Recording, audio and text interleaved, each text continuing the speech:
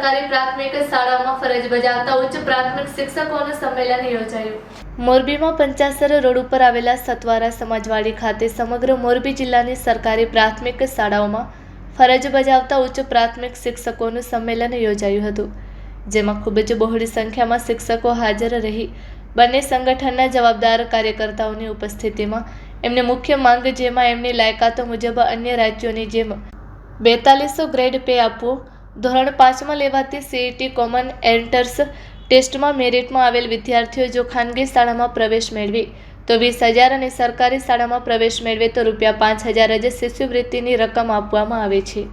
આના લીધે વિદ્યાર્થીઓ ખાનગી શાળામાં પ્રવેશ મેળવી લેતા હોય, ધોરણ 6 થી 8ના શિક્ષકો ઓવરસેટ અપ થતું હોય જિલ્લા બહાર જવું પડે તેવી સ્થિતિ થાય છે।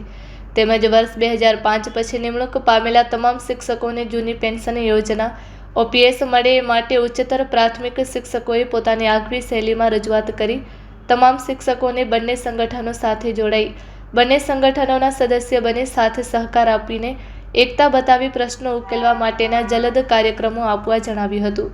ત્યારબાદ દિનેશભાઈ વડસોલાએ શિક્ષક મહાસંઘ વતી જણાવ્યું હતું કે અત્યાર સુધી સંગઠનોએ શિક્ષકોના પ્રશ્નો માટે જૂની પેન્શન યોજના પુનઃસ્થાપિત કરવા, ઉચ્ચતર ગ્રેડ જે 2800 થઈ ગયો હતો એને 4200 ગ્રેડ પે કરવા, સજ્જતા કસોટીનો બહિષ્કાર કરવો વગેરે કાર્યક્રમ આપ સૌના સહકારથી ખૂબ જ આક્રમક રીતે સરકાર સમક્ષ રજૂ કરી સફળતા પ્રાપ્ત કરેલ છે।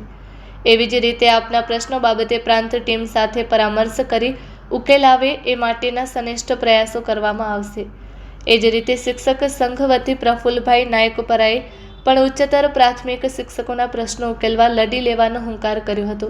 આ ઉપરાંત શૈક્ષિક મહાસંઘના મંત્રી પ્રવીણભાઈ ધોળુ તેમજ શિક્ષક સંઘના પ્રમુખ દિનેશભાઈ હુંબલે ઘટતું કરવાની ખાતરી આપી હતી।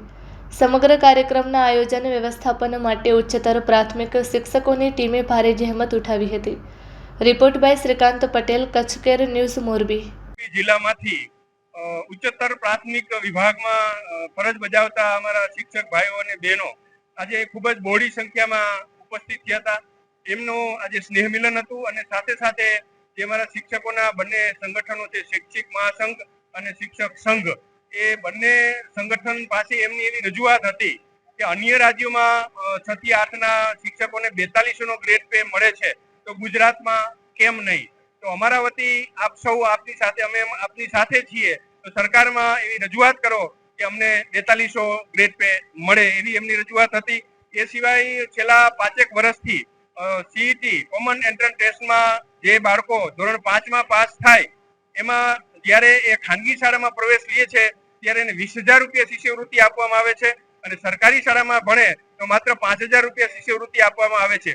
એના કારણે આ બાળકો છે એ ખાનગી શાળા તરફ જતા રહે છે અને સરકારી શાળાનું સેટઅપ ઘટે છે અને એ 6 થી 8ના શિક્ષક મિત્રોની એ ચિંતા છે કે અમે ભવિષ્યમાં ઓવર સેટઅપ થશું। હાલ મોરબી જિલ્લામાં ગણિત વિજ્ઞાનના 5 શિક્ષકો મોરબી જિલ્લામાં ઓપી થઈ રહ્યા છે, તેની એ ચિંતા છે।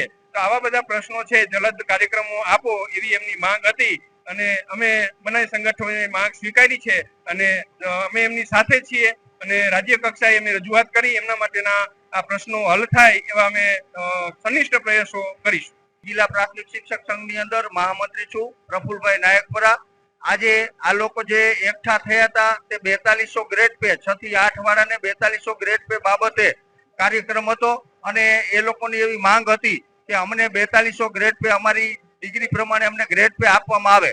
તો આ બાબતે અમે આ લોકોને હૈયાધારણા આપી છે કે અમે રાજ્ય સંઘની અંદર આવનારા સમયની અંદર જોરદાર રજૂઆત કરશું અને આના માટેના ધરણા કે જે કાંઈ પ્રોગ્રામ આપવા પડે તે પ્રોગ્રામ આપવા માટે અમે કટિબદ્ધ છીએ અને અમે આ લોકોનો ગ્રેડ પે નો મુદ્દો અને 4200 લઈ અને પછી જંપીશું।